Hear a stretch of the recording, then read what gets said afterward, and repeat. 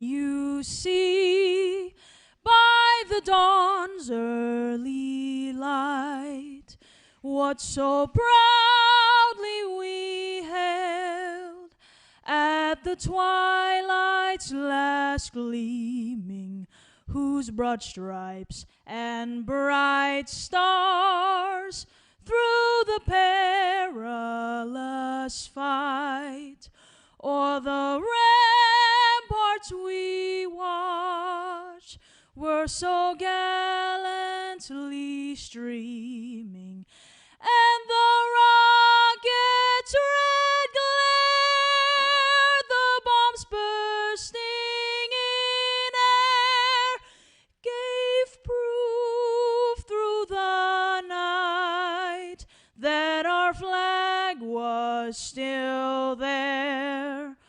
Oh, say does that star-spangled banner yet wave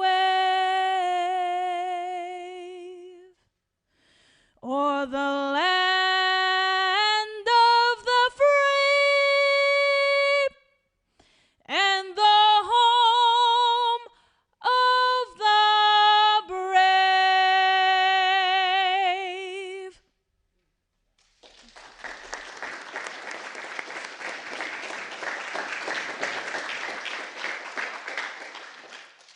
Thank you, Ms. Kweka. That was a beautiful rendition. Good afternoon, everyone. My name is Tracy Renaud, and I'm the Acting Director of U.S. Citizenship and Immigration Services. It's an honor to be here today with you to welcome you as new citizens to the United States. Before I begin, I'd like to thank President Biden for hosting this very special naturalization ceremony, and Secretary Alejandro Mayorkas of the Department of Homeland Security for joining us. I have the privilege today of calling the countries of the naturalization candidates. Before I begin, can the audience all please be seated?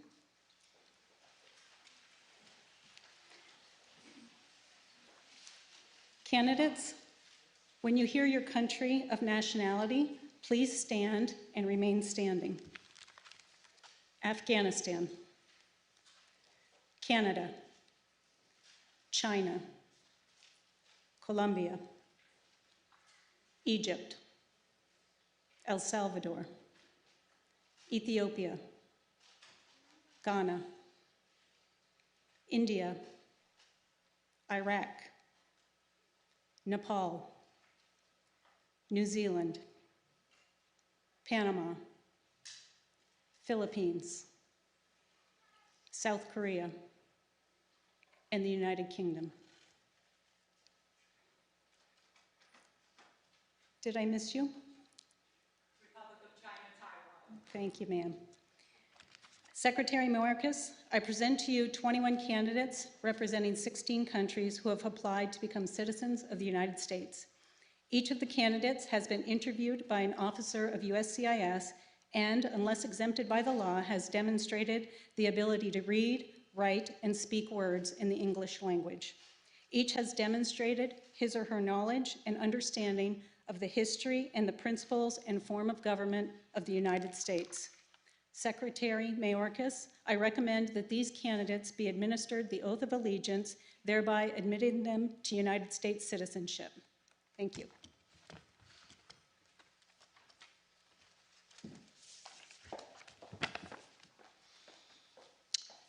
Please raise your right hand as we swear the oath of allegiance, and please repeat after me. I hereby declare on oath that I absolutely and entirely renounce and abjure all allegiance and fidelity to any foreign prince, potentate, state or sovereignty, of whom or which I have heretofore been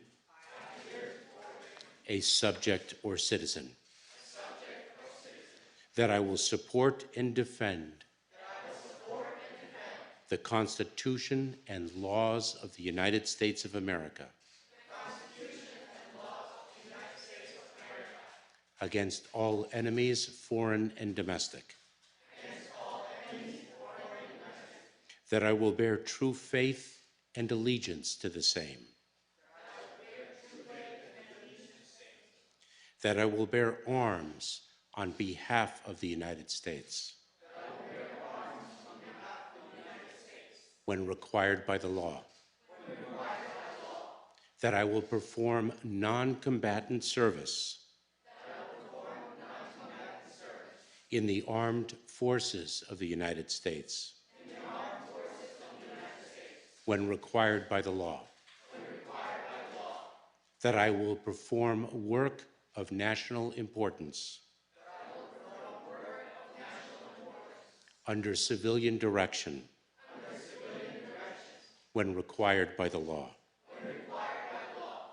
and that I take this obligation freely without any mental reservation or purpose of evasion. So help me God. Congratulations.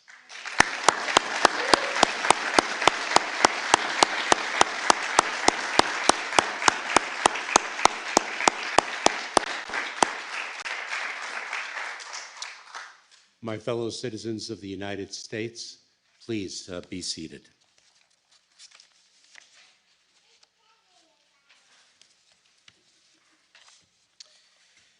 My parents brought me to this country in 1960.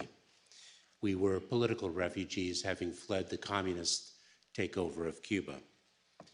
It was the second time in my mother's life that she was a refugee. In 1941, after losing her grandparents, her uncles, and an aunt, she and her parents escaped the Nazis and arrived in Cuba.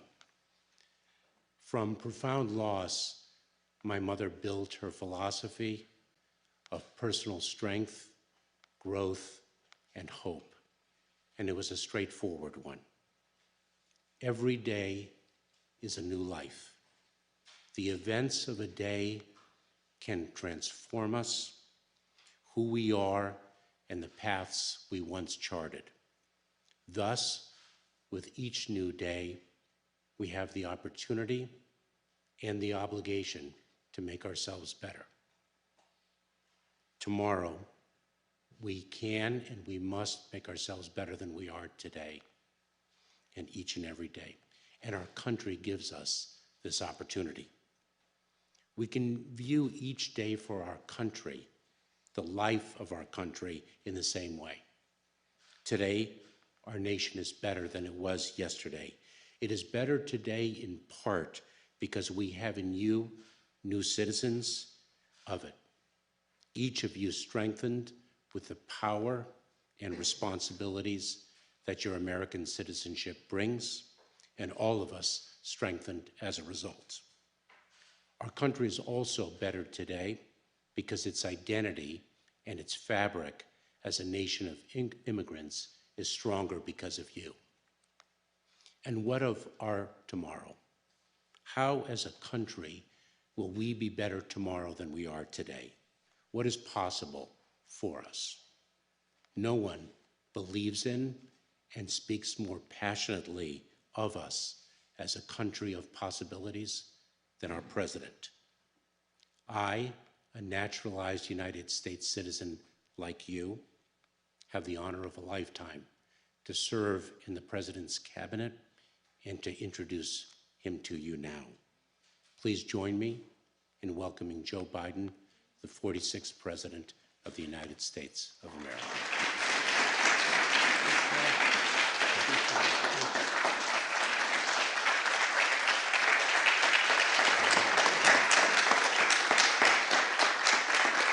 Thank you, Mr. Secretary. Please be seated. Before I begin, any family of the people just got sworn in here today? If you are, stand up. Congratulations to you all as well. Congratulations. Congratulations. It's a good day, isn't it? All right. You get to, and by the way, if you're around on Sunday, you'll see the fireworks, 4th of July, our Independence Day. Mr. Secretary, thank you for administering the oath. I know how meaningful this event is to you personally and professionally. And I thank you and the Director of U.S. Citizenship and Immigration Services, Tracy. Where is Tracy? There you go, Tracy. Thank you very much. Appreciate it for joining us in this service. Look, today, today's special guest to all of you, it's my honor to congratulate the 21 of you who for earned the title of that our democracy is equal to being president. It's of the same consequence. Citizen of the United States of America. You've each come to America from different circumstances, different reasons, and 16 different nationalities. But like previous generation of immigrants, there's one trait you all share in common: courage. It takes courage to get up and leave everything you know and go to another place, no matter where it is. You know, the only homes you've ever known, the lives, the loved ones that were unable to come for a new start in the United States of America. If I could hold a second and just point out that I'm often asked by world leaders that I'm with, particularly autocrats, how can I define America?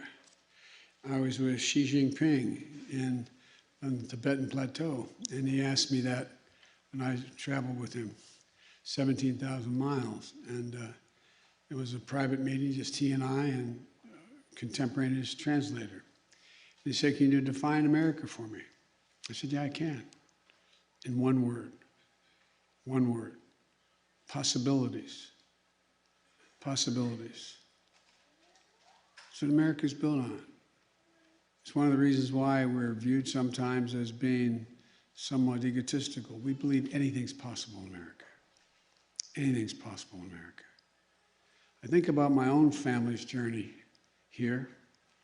At least 2/3 of it came from, got on a coffin ship in the Irish Sea back in 1849, having no idea whether they'd make it across the Atlantic to the United States, then to the United States of America. But certain if they did, they could do better. And they did. They did better, and they eventually built a life and raised a family in Scranton, Pennsylvania, over generations. And here I stand on the shoulders and sacrifices of my great-great-grandfather, my great-grandfather, just all that they did, because they believed. They believed like you believe. Anything's possible. So I want to thank you all for choosing us, and I mean that sincerely. Thank you for choosing the United States of America, believing that America is worthy of your aspirations, worthy of your dreams. Making this journey, you've done more than move to a new place. I've often said that America is the only nation in the world founded on an idea. Every other nation in the world is founded on basis of either that your geography or ethnicity or religion.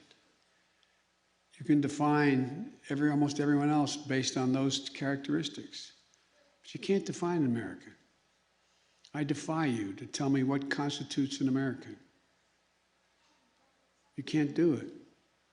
We're an incredibly diverse democracy. But there is one thing that does define us as a country. We were founded on an idea that we hold these truths to be self-evident, that all men and women are created equal, endowed by their Creator with certain inalienable rights, life, liberty, the pursuit of happiness. Sounds corny to Americans as we learn this in grade school and high school. We've never fully lived up to it, but we've never, ever, ever walked away from it. And every generation opens that aperture a little bit wider. You know, and go back, as I said, since our nation's founding, the quintessential idea in America has been nurtured and enriched and advanced by the contributions and sacrifices of so many people, almost all of whom were immigrants. Native Americans were, in fact, the only people who were here. Only people who were here. And so, folks, It's dreams of immigrants like you that built America and continue to inject new energy, new vitality, new strength.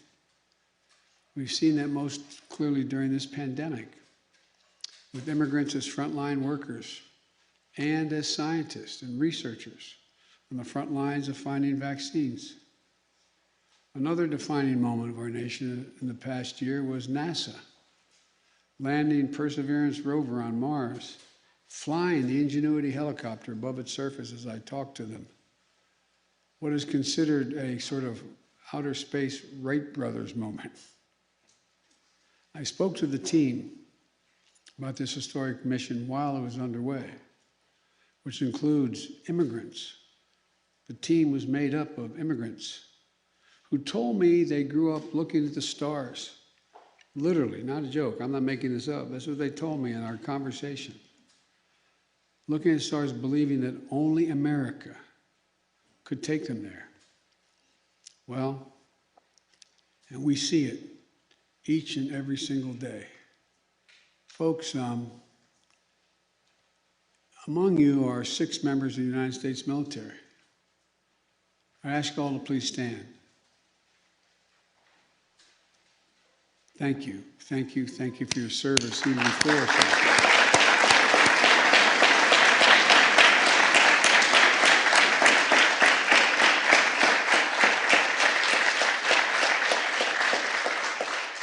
Thank you. Folks, please sit down. I was telling our new citizens in the other room before we came in that one of my most, I don't know how to say it, fulfilling moments was as vice president when I went over to Saddam Hussein's god-awful, gaudy palace. And there were, I think, 167 men and women in uniform standing in that palace. As my wife, who I think, I'm not sure this may be the only first lady or second lady to go into a war zone, an active war zone. She was with me, and we both stood there as I was able to swear in every one of those military officers as U.S. citizens. And I thought to myself, what incredible justification for all the things that Saddam didn't believe in. And they stood, and there were a number there who had won silver stars. They're not like you, not citizens when you joined. Won silver stars, bronze stars, conspicuous service medals, Purple Hearts. And I got to swear them in the palace of a dictator. Also among this incredible group that's here are healthcare workers and frontline workers who went above and beyond the call in the fight against COVID-19. They did so in hospitals and clinics, at our National Institute of Health, the NIH, at restaurants and retailers, as educators, also in our schools. I want to thank you all for risking your lives to help others keep their country and our country going. And joining you today are your families. And I want you to know and understand that this is your day as well. I can only imagine the pride you must feel. Pride in where you come from and who you are and the lives you've built together as America, in America, and the communities that make you stronger, make us stronger. All of you represent how immigration has always been essential to America. We're constantly renewing ourselves, constantly. When we come out of this pandemic and build an economy, we're going to build it back better. If we're going to do that, we need to fix our immigration system and fully tap the talent and dynamism in our nation. I've kept my commitment and sent an immigration reform bill to the United States Congress. It includes smart border management and security and a pathway to citizenship for 11 million undocumented people in America. With Vice President Harris's leadership, we're getting at the root causes of why people are migrating for our southern border from Guatemala, Honduras, and El Salvador in the first place. the violence, the corruption, the gangs, the political instability, the hunger, the natural disasters. And it made it clear that we can work together on other critical issues as well. A pathway to citizenship for dreamers, the young people who have only known America as their home. A pathway for immigrants who are here on temporary protective status, TPS, who came from countries beset by man-made and natural-made violence and disaster. And a pathway for farm workers who are here putting food on our tables, but are not citizens. Folks, in the competition for the 21st century, we need an immigration system that both reflects our values and upholds our laws. We can do both. I'll close with this. No matter where you come from, or the culture that has made us, the language we speak, or the faith we follow, one of the most basic acts of respect is inviting others into your home. You know, as we close out Immigration Heritage Month and start our nation's 4th of July weekend, I think of no better way to honor each occasion than by welcoming all of you into the White House, the People's House, I might add, designed by an Irishman. For real. In a nation shaped by the immigrant's heart. I look forward to standing with you as you embrace your new rights and responsibilities as American citizens, and as generations have done before you. So welcome, my fellow Americans. Now, before we take the Pledge of Allegiance together, I'd like to invite one guest. Sandra Lindsay, please come up on stage.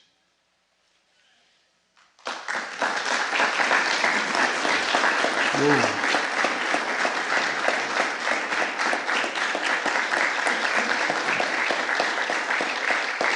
Sandra immigrated to Queens, New York from Jamaica when she was 18 years old.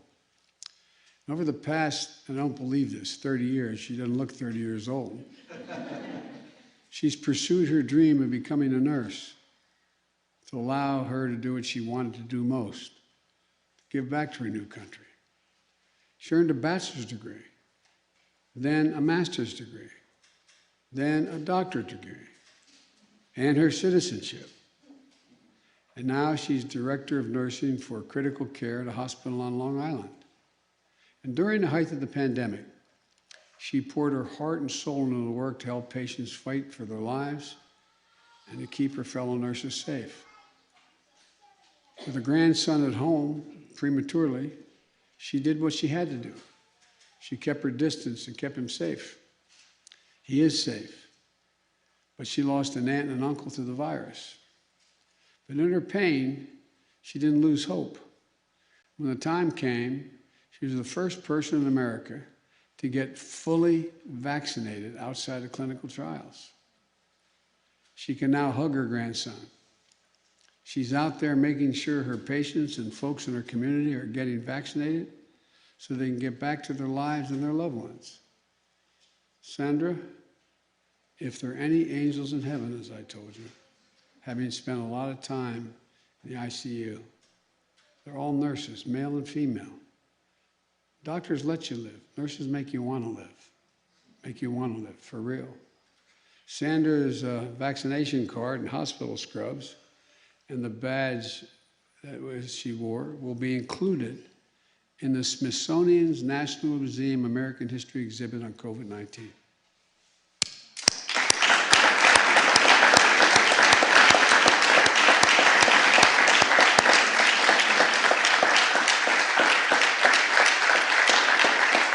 And today, she's receiving the U.S. Citizenship and Immigration Services Outstanding American by Choice recognition, which recognizes the naturalized citizens who have made significant contributions to our country through civic participation, professional achievement, and responsible citizenship. Sandra, thank you for representing the very best of all of us. Thank you all in this room. Thank you again. This is America. Happy 4th of July. May God bless you all and may God protect our troops. Thank you, thank you, thank you.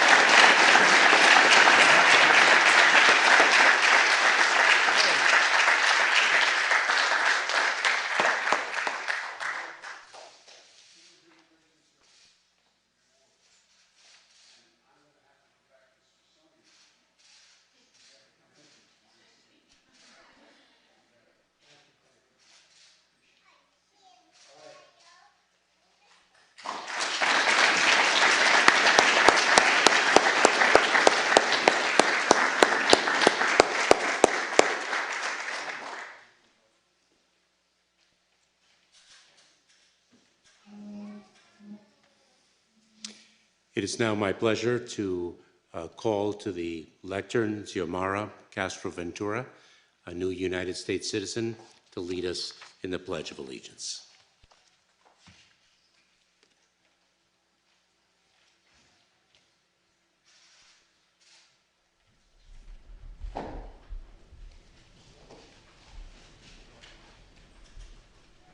I pledge allegiance to the flag of the United States of America and to the republic for which it stands, one nation, under God, indivisible, with liberty and justice for all.